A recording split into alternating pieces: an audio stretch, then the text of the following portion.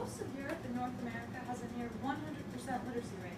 However, in India, they only have a 68.2% literacy rate, meaning nearly 3 out of 10 people can't read or write at all. Now, a big reason is because the majority of people don't even have any access to education and are illiterate. And that makes them difficult to be involved in government roles, leadership, and even self-reliance. I believe that everyone deserves an education. And by advocating for the people of India, I believe a change can be made. So today we're going to talk a little about India and their population. We're going to talk about their education system, why their literacy rates are so low, and what we can do to help. So to begin, let's look at India.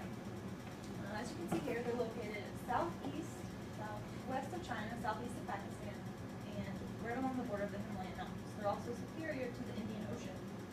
Now there are a lot of people in India.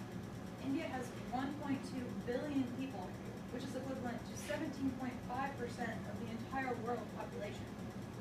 Now with only a 68% literacy rate, that means that 384 million people in India are illiterate.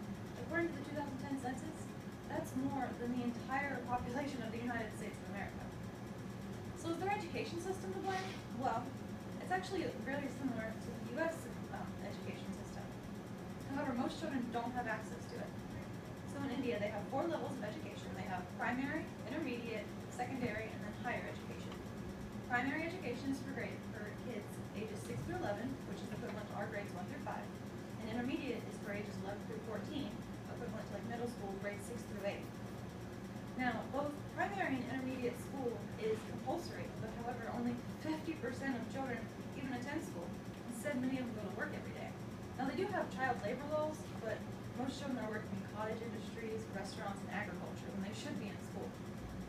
Now, 60% of children that do go to school graduate by the time they are in their 5th grade, which means there are 11-year-old children entering the workforce.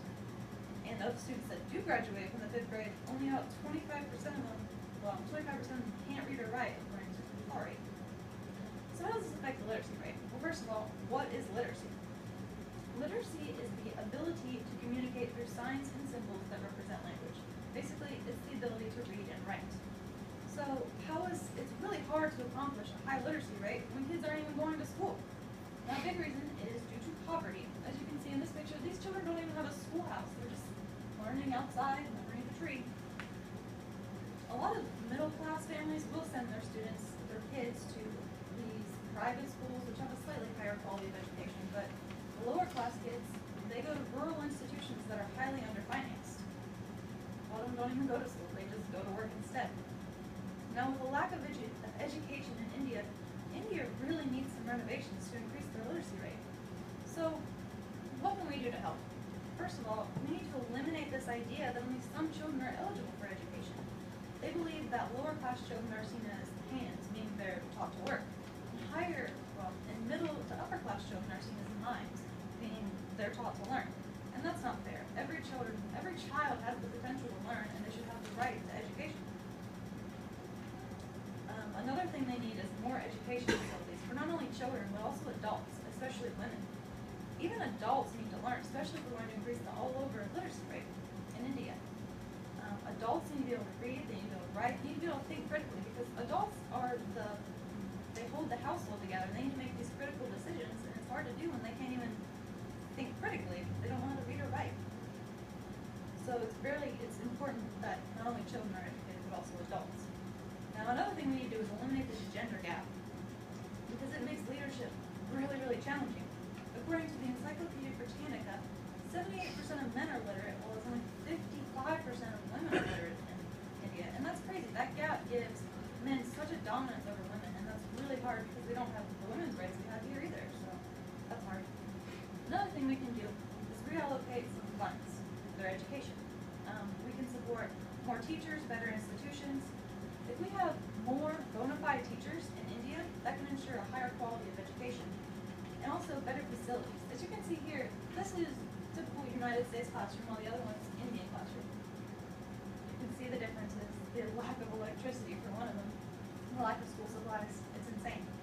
So facilities need to have walls, they need to have restrooms, they need to have water.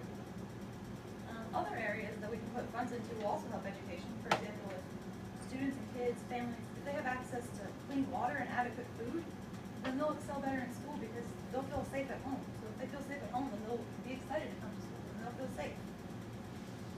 Children can't learn if they don't feel safe.